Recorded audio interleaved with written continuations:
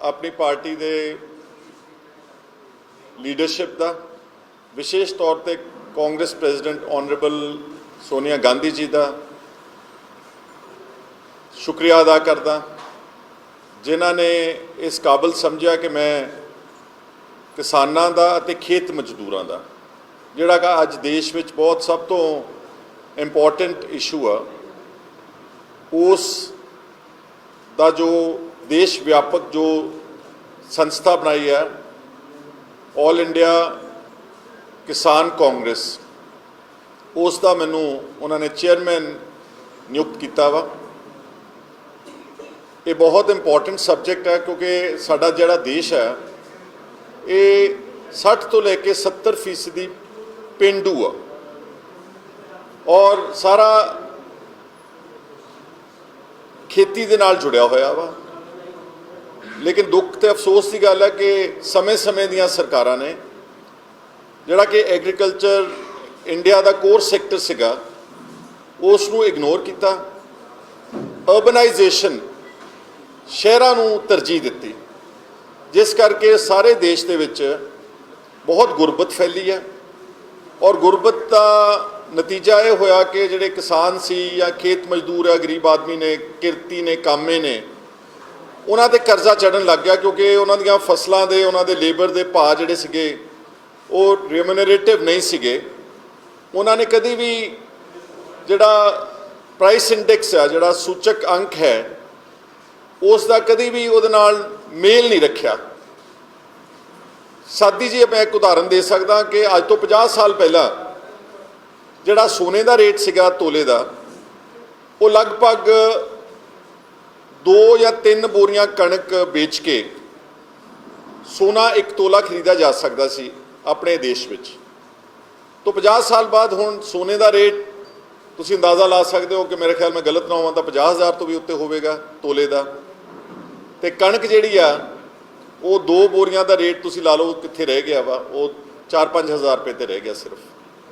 सो जदों कीमतां दा ध्यान नहीं रखा गया, इन्फ्लेशन का ध्यान नहीं रखा गया, जिहड़ियां इनपुट सीगियां वो लगातार महंगियां हुईयां देश विच, चाहे वो खादां ने, चाहे वो लेबर रेट्स ने, चाहे वो पेस्टिसाइड है, बीज ने। किसान की अपनी मेहनत कभी किसी ने कैलकुलेट ही नहीं की अज तक जिंदगी च। वो सारी जिंदगी लेबर करता मर जाता, वो अपनी लेबर का कोई मुल नहीं गा।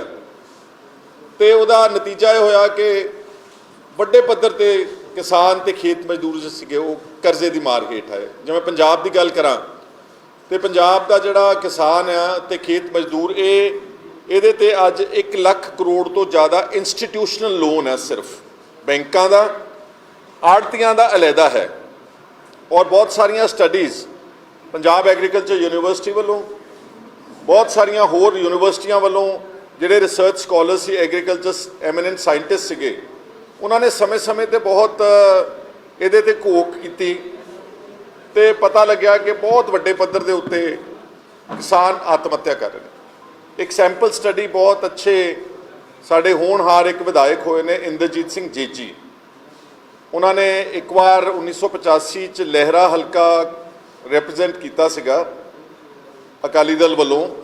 उन्होंने कोल बहुत पुख्ता डाटा है, आने वाले समय में मैं तुहाडे नाल डाटा शेयर करूँगा। उन्होंने एक ब्लॉक चुनिया, एक सब डिवीजन चुनी मूनक, 146 पिंडां दे विच हैरानजनक आत्महत्या हुई, हैरानजनक।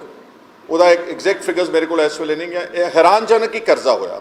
वो सैंपल स्टडी है पंजाब की।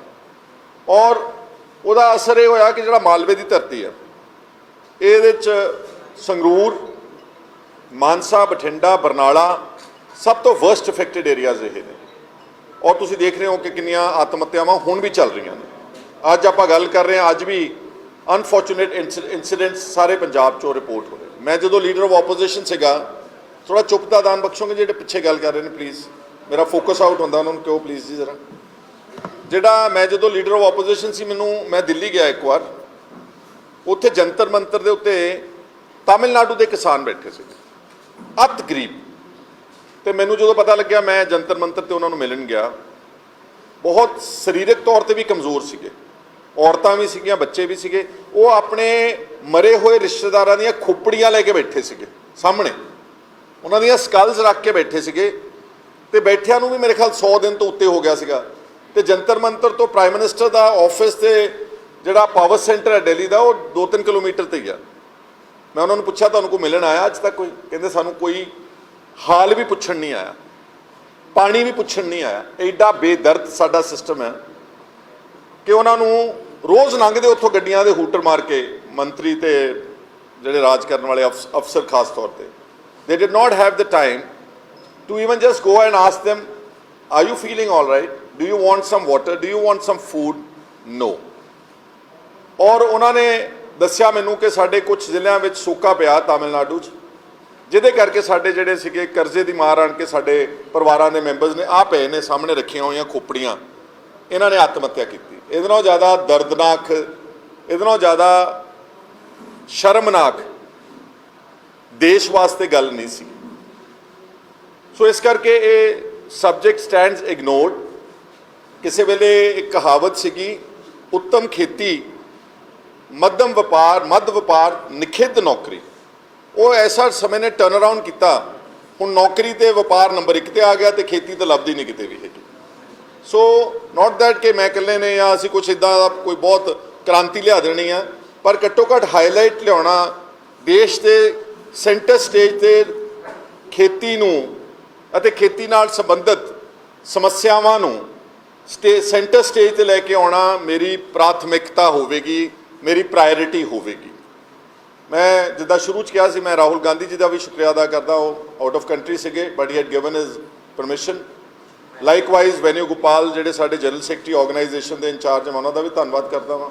ਸਾਡੇ ਪੰਜਾਬ ਦੀ ਲੀਡਰਸ਼ਿਪ, ਰਾਜਾ ਵੜਿੰਗ ਜੀ ਜਿਹੜੇ ਪ੍ਰੈਜ਼ੀਡੈਂਟ ਨੇ ਪੰਜਾਬ ਪ੍ਰਦੇਸ਼ ਕਾਂਗਰਸ, ਉਹਨਾਂ ਦਾ, ਔਰ ਪ੍ਰਤਾਪ ਬਾਜਵਾ ਮੇਰੇ ਕੁਲੀਗ ਨੇ, ਲੀਡਰ ਆਫ ਆਪੋਜੀਸ਼ਨ ਨੇ, ਉਹਨਾਂ ਦਾ ਵੀ, ਸਮੂਹ ਆਪਣੇ ਪੰਜਾਬ ਦੇ ਕਾਂਗਰਸ ਦੇ ਕੇਡਰ ਤੇ ਦੇਸ਼ ਦੇ ਵਰਕਰਸ ਦਾ, ਜਿਨ੍ਹਾਂ ਦੀ ਬਦੌਲਤ ਕਿਤੇ ਪਹੁੰਚੀ ਆਵਾਜ਼ ਕਿ ਇੱਕ ਆਦਮੀ ਇਹ ਵੀ ਹੈਗਾ ਕੰਮ ਕਰਨ ਵਾਲਾ।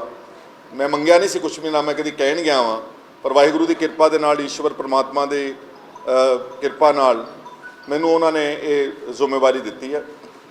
ਬਹੁਤ ਅਹਿਮ ਜ਼ਿੰਮੇਵਾਰੀ ਆ ਔਰ ਮੈਂ ਆਉਣ ਵਾਲੇ ਦਿਨਾਂ 'ਚ ਜਿਹੜੇ ਇਸ਼ੂਜ਼ ਆਪਣੇ ਖੇਤੀ ਨਾਲ ਕਨੈਕਟਡ ਹੋਣਗੇ ਉਹ ਤੁਹਾਡੇ ਨਾਲ ਸਾਂਝੀ ਕਰੂੰਗਾ। ਸਵਾਮੀਨਾਥਨ ਕਮੇਟੀ ਰਿਪੋਰਟ, ਤੁਹਾਨੂੰ ਪਤਾ ਵਾ ਕਿ ਕਾਫੀ ਸਾਲਾਂ ਤੋਂ ਦਿੱਲੀ ਦੇ ਕਿਸੇ ਦਫ਼ਤਰਾਂ ਵਿੱਚ ਧੂੜ ਚੱਟ ਰਹੀ ਆ। ਸਾਰੀਆਂ ਪਾਰਟੀਆਂ ਨੇ ਇਸ ਨੂੰ ਲਾਗੂ ਕਰਨ ਦਾ ਵਾਅਦਾ ਕੀਤਾ ਔਰ ਇਹ ਕਿਹਾ ਸੀਗਾ ਸਵਾਮੀਨਾਥਨ ਕਮੇਟੀ ਦਾ ਰਿਪੋਰਟ ਦਾ ਜਿਹੜਾ ਜਸਟ ਹੈ ਦਾ ਨਿਚੋੜ ਬੇਸਿਕਲੀ ਇਹ ਹੈਗਾ ਲੇਮੈਨਸ ਲੈਂਗੁਏਜ ਕਿ ਅਸੀਂ ਖੇਤੀ ਨੂੰ ਇੱਕ ਮੁਨਾਫੇ ਦਾ ਧੰਦਾ ਬਣਾਵਾਂਗੇ। ਜਿੰਨੀ ਵੀ ਆਮਦਨ, ਜਿੰਨੀ ਵੀ ਇਨਪੁਟ ਹੋਇਆ ਕਰੇ ਉਹਦੇ ਓਵਰ ਐਂਡ ਅਬਵ MSP ਜਿਹੜੀ ਆ ਉਹ 50% ਓਵਰ ਐਂਡ ਅਬਵ ਜਿਹੜੀ ਫਿਕਸ ਕੀਤੀ ਜਾਊਗੀ। ਅਗਰ ਉਹ ਸਵਾਮੀਨਾਥਨ ਫਾਰਮੂਲੇ ਦੇ ਨਾਲ ਫਿਕਸ ਕੀਤੀ ਜਾਵੇ ਤਾਂ ਅੱਜ ਜਿਹੜਾ ਕਣਕ ਦਾ ਭਾਅ ਹੈਗਾ ਵਾ ਉਹ 4000 ਰੁਪਏ ਪ੍ਰਤੀ ਕੁਇੰਟਲ ਤੋਂ ਉੱਤੇ ਚਾਹੀਦਾ ਵਾ, ਪਰ ਹੈ ਨਹੀਂਗਾ ਕਿਉਂਕਿ ਕਿਸੇ ਨੇ ਕੀਤਾ ਨਹੀਂਗਾ। ਸਿਰਫ ਇਲੈਕਸ਼ਨ ਵੇਲੇ ਗੱਲਾਂ ਕਹੀਆਂ ਜਾਂਦੀਆਂ ਨੇ, ਉਪਰੰਤ ਉਹਨਾਂ ਤੋਂ ਬਾਅਦ ਕੁਝ ਨਹੀਂ ਕਹਿਣਾ। ਪੰਜਾਬ ਵਿੱਚ ਵੀ ਮੈਂ ਸਰਕਾਰ ਨੂੰ ਬੇਨਤੀ ਕਰੂੰਗਾ, ਭਗਵੰਤ ਮਾਨ ਦੀ ਗਵਰਨਮੈਂਟ ਨੂੰ, ਕਿ ਤੁਹਾਡਾ ਜ਼ਿਲ੍ਹਾ ਸਭ ਤੋਂ ਜ਼ਿਆਦਾ ਇਫੈਕਟਡ ਹੈ। ਤੁਸੀਂ ਜਵਾਨਾਂ ਲਈ 1-1 ਕਰੋੜ ਰੁਪਇਆ ਰੱਖਿਆ ਵਾ ਕਿ ਜਿਹੜਾ ਕੋਈ ਮਰ ਜਾਂਦਾ ਵਾ। ਸਾਡਾ ਅਸੀਂ ਸਤਿਕਾਰ ਕਰਦੇ ਹਾਂ ਜਿਹੜੇ ਬਾਰਡਰਾਂ ਤੇ ਰਾਖੀ ਕਰਦੇ ਨੇ, ਉਹ ਸਾਡੇ ਭੈਣ ਭਰਾ ਨੇ, ਪਰ ਯਾਦ ਰੱਖਿਓ ਕਿ ਉਹ ਬੱਚੇ ਕਿਹਨਾਂ ਦੇ ਨੇ, ਉਹ ਇਹਨਾਂ ਦੇ ਬੱਚੇ ਆ ਜਿਹੜੇ ਆਤਮ ਹੱਤਿਆ ਕਰ ਰਹੇ ਨੇ। ਉਹਨਾਂ ਵਾਸਤੇ ਜੇ 1 ਕਰੋੜ ਰੱਖਦੇ ਤੇ ਘੱਟੋ ਘੱਟ ਕਿਸਾਨ ਦੀ ਆਤਮ ਹੱਤਿਆ, ਪੀੜਤ ਪਰਿਵਾਰ ਨੂੰ, ਮੈਂ ਨਹੀਂ ਕਹਿੰਦਾ ਕਿ ਆਤਮ ਹੱਤਿਆ ਨੂੰ ਪ੍ਰਮੋਟ ਕਰੋ, but for their livelihood, for their secure future, ਉਹਨਾਂ ਵਾਸਤੇ ਵੀ ਕੋਈ ਇੱਕ ਕੁਆਂਟਮ ਫਿਕਸ ਕੀਤਾ ਜਾਣਾ ਚਾਹੀਦਾ। ਘੱਟੋ ਘੱਟ 25 ਲੱਖ ਰੁਪਇਆ ਇੱਦਾਂ ਦੇ ਪਰਿਵਾਰਾਂ ਨੂੰ ਦਿੱਤਾ ਜਾਵੇ ਤਾਂ ਕਿ ਉਹ ਆਪਣੀ ਰੋਜ਼ੀ ਰੋਟੀ, ਆਪਣਾ ਕਰਜ਼ਾ ਜਿਹੜਾ ਹੈ ਲਾ ਸਕਣ। ਇਸ ਤਰ੍ਹਾਂ ਦੇ ਆਉਣ ਵਾਲੇ ਸਮੇਂ ਦੇ ਵਿੱਚ ਮੈਂ ਇਸ਼ੂਜ਼ ਉਠਾਉਣੇ ਆ। ਮੱਤੇਵਾੜੇ ਦਾ ਤੁਸੀਂ ਇਸ਼ੂ ਦੇਖਿਆ, ਬਹੁਤ ਕੀਮਤੀ ਇਸ਼ੂ ਆ ਸਾਡੇ ਪੰਜਾਬ ਦਾ, ਔਰ ਮੈਂ ਪੰਜਾਬ ਦੇ ਆਵਾਮ ਦਾ, ਬਹਾਦਰ ਲੋਕਾਂ ਦਾ, ਜਿਹੜੇ ਅਖਲਾਕੀ ਲੋਕ ਨੇ, ਉਹਨਾਂ ਦਾ ਸ਼ੁਕਰੀਆ ਅਦਾ ਕਰਦਾ। ਹੁਣ ਪੰਜਾਬ ਦੇ ਵਿੱਚ ਅਗਰ ਇਹ ਕੋਈ ਸਮਝੇਗਾ ਕਿ ਅਸੀਂ ਗਲਤ ਫੈਸਲੇ ਲਾਗੂ ਕਰ ਦਾਂਗੇ, ਉਹ ਹੋਣੇ ਨਹੀਂਗੇ। ਹੁਣ ਕਿਸਾਨੀ ਸੰਘਰਸ਼ ਤੋਂ ਬਾਅਦ ਇੱਕ ਨਵੀਂ ਸਪਿਰਿਟ ਪੰਜਾਬ ਦੇ ਵਿੱਚ ਇਸ ਤਰ੍ਹਾਂ ਦੀ ਫੂਕੀ ਆ ਕਿ ਪੰਜਾਬ ਦੇ ਹਰ ਬਸ਼ਰ ਜਿਹੜਾ ਹੈ ਉਹ ਆਪਣੇ ਹਕੂਕ ਨੂੰ ਸਮਝਦਾ ਤੇ ਸੂਬੇ ਪੰਜਾਬ ਤੇ ਪੰਜਾਬ ਦੀ ਗੱਲ ਨੂੰ ਸਮਝਦਾ। ਪੰਜਾਬ 'ਚ ਪਾਣੀਆਂ ਦਾ ਬੜਾ ਵੱਡਾ ਮਸਲਾ ਵਾ। ਸਾਡਾ ਪਾਣੀ continuously is going to other states at the coast of our land. ਅਸੀਂ ਉਸ ਨੂੰ ਨਹਿਰੀ ਪਾਣੀ ਗਵਾਤਾ ਤੇ ਅਸੀਂ 12-13 ਲੱਖ ਮੋਟਰ ਕੱਢ ਕੇ ਬੈਠੇ ਹੋਏ ਆ ਟਿਊਬਵੈੱਲ, ਜਿਹੜਾ ਕਿ ਸਾਡੀ ਜ਼ਮੀਨ ਦੇ ਥੱਲੇ ਸਤ੍ਹਾ 'ਚ ਗਰਾਊਂਡ ਵਾਟਰ ਨੂੰ ਡਿਸਟਰੋਏ ਕਰ। ਸੋ ਇਸ ਤਰ੍ਹਾਂ ਦੇ ਬਹੁਤ ਜ਼ਿਆਦਾ ਇਸ਼ੂਜ਼ ਨੇ, ਪੈਨ ਇੰਡੀਆ ਨੇ। ਤੇਲੰਗਾਨਾ 'ਚ ਵੀ ਇਹੀ ਮਸਲਾ ਵਾ, ਆਂਧਰਾ ਪ੍ਰਦੇਸ਼, ਮਹਾਰਾਸ਼ਟਰ ਦੇ ਵਿੱਚ ਬਹੁਤ ਸੁਸਾਈਡਸ ਨੇ, ਤਾਮਿਲਨਾਡੂ ਦਾ ਮੈਂ ਜ਼ਿਕਰ ਕਰ ਚੁੱਕਾ ਵਾਂ। ਸੋ ਇਸ ਨੂੰ ਅਸੀਂ ਸਾਰਾ ਕੋਸ਼ਿਸ਼ ਕਰਾਂਗੇ ਕਿ ਮੈਂ ਐਟਲੀਸਟ ਇਹ ਜਿਹੜਾ ਇਸ਼ੂ ਆ ਕਿਸਾਨਾਂ ਦਾ ਤੇ ਖੇਤ ਮਜ਼ਦੂਰਾਂ ਦਾ, ਗਰੀਬਾਂ ਦਾ, ਇਹਨੂੰ ਸੈਂਟਰ ਸਟੇਜ ਤੇ ਲੈ ਕੇ ਸ਼ਹਿਰਾਂ ਵਿੱਚ ਮਾਲਸ ਬਣਾ ਕੇ ਤੇ ਵੱਡੇ ਵੱਡੇ ਬਿਲਡਿੰਗਾਂ ਖੜੀਆਂ ਕਰਕੇ ਤੁਸੀਂ ਕਿਸੇ ਦੇਸ਼ ਦੀ ਤਰੱਕੀ ਦਾ ਸੁਨੇਹਾ ਨਹੀਂ ਦੇ ਸਕਦੇ।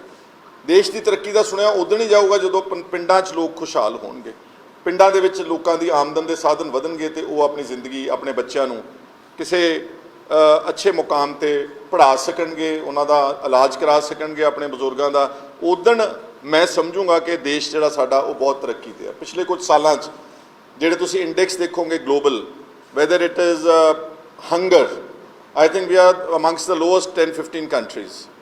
If you see human rights track record, we are the lowest among the world, maybe in the last 10-15 countries. Likewise unemployment, likewise corruption, ਬਹੁਤ ਥੱਲੇ ਆਪਾਂ।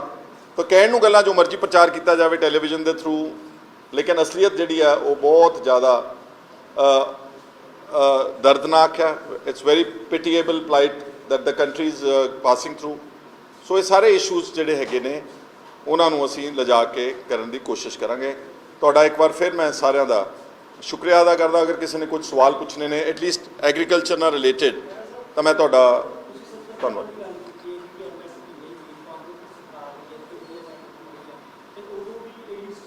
ਮੈਂ ਜਦੋਂ ਸਮੇਂ ਦੀਆਂ ਸਰਕਾਰਾਂ ਗਈਆਂ ਉਦੋਂ ਸਾਰੀਆਂ ਸਰਕਾਰਾਂ ਗਈਆਂ, ਕਿਸੇ ਨੂੰ ਸਪੇਅਰ ਨਹੀਂ ਕੀਤਾ ਮੈਂ, ਕਿਉਂਕਿ ਸਿਸਟਮ ਐਂਟੀ ਫਾਰਮਰ ਰਿਹਾ ਵਾ।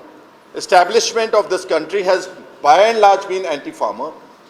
ਇਸ ਕਰਕੇ ਮੈਂ ਕਿਸੇ ਇੱਕ ਪਾਰਟੀ ਨੂੰ ਨਹੀਂ ਕਹਿ ਰਿਹਾ, ਕਿਸੇ ਨੂੰ ਟਾਰਗੇਟ ਨਹੀਂ ਕਰ ਰਿਹਾ, ਮੈਂ ਕਹਿੰਦਾ ਸਿਸਟਮ ਨੇ ਕਿਸਾਨਾਂ ਨੂੰ ਫੇਅਰ ਪ੍ਰਾਈਸਿਸ ਨਹੀਂ ਦਿੱਤੇ।